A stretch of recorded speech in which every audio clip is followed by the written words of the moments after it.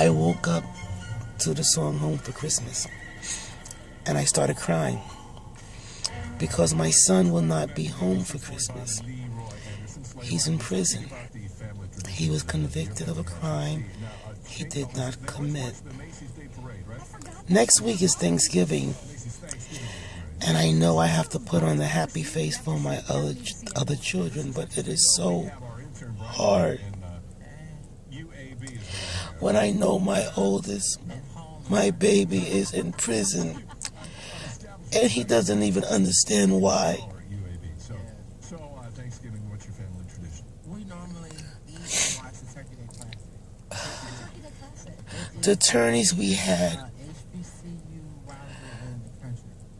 were ineffective. They were not interested in the case. The prosecutor was vindictive. I know all of this sounds like a mom just trying to save her son, but it's more than that. It's a justice system that has gone astray. Our first lawyer was rogue. She was referred to me by a bail bondsman. I didn't know that was illegal in Florida because they tend to only want to plead cases out. So I had her send me everything the prosecutor sent her, and she did. I have the 911 tape where the victim says she would be unable to identify the suspect. I have police reports that say my son's phone was not being used in the area during the time of the robberies. I have a report where the detective on the scene said the suspect could not identify the victim could not identify the suspect. Ironically, this started because my son called the police because he himself was robbed at gunpoint. After that call, everything went left. I'm not here to talk about the case because if you're interested, you can go to justiceformyson2.com. I'm here to beg the world to pray for my child. We are in the appeal stage right now. We are appealing his verdict and seeking a new trial. That's all I'm seeking, is a new trial, a fair trial.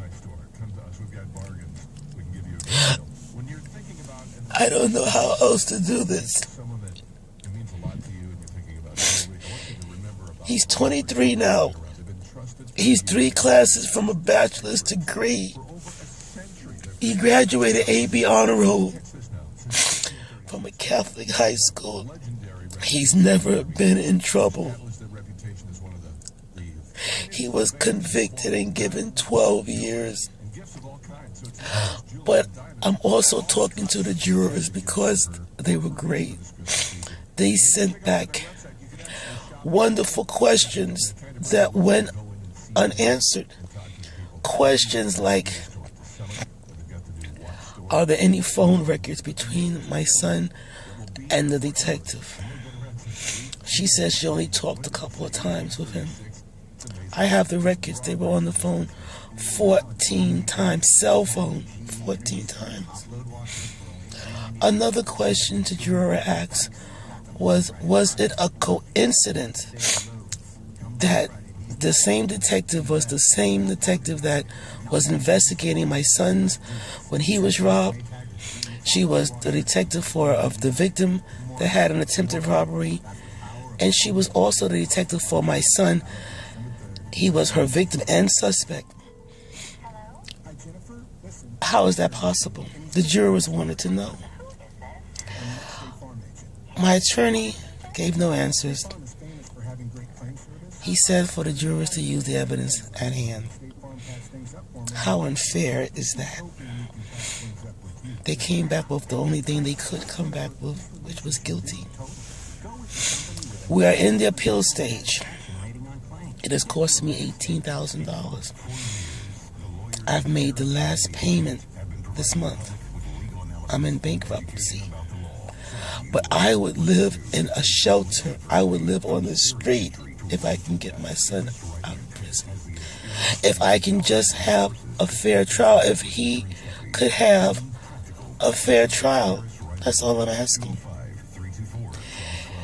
Please, world, all I'm asking is for everyone to pray for my son. He's a good child. I'm sorry, he's a good young man. And pray for me, because I don't know how to do this anymore. I do not know how to cope with this. I never in my wildest dreams thought that I would have to cope with something like this. I believed in the criminal justice system. I taught my children that the police are here to serve and protect, and that we are blessed to be in America. Democracy. How wrong I was. So I'm sending this message out to the world. Please pray for my child. And go to justiceformyson2.com. I welcome all comments. I welcome, be it negative or positive, and any advice. Anybody that wants to help.